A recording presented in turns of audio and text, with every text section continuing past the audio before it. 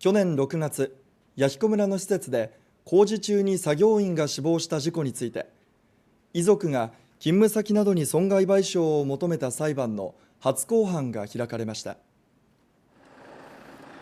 この事故は去年6月、弥彦総合文化会館の工事中に爆発が起き、作業していた男性が死亡したものです。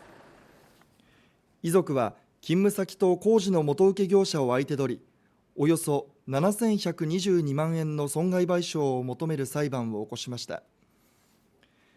昨日、第1回口頭弁論が行われ、死亡した男性の母親が勤務先などに対し、真摯に対応するよう訴えました。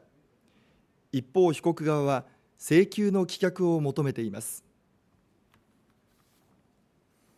2社から本当に生の声を聞かせていただきたいんです。ただそれだけで、何の連絡もないので。次の裁判は11月に行われます。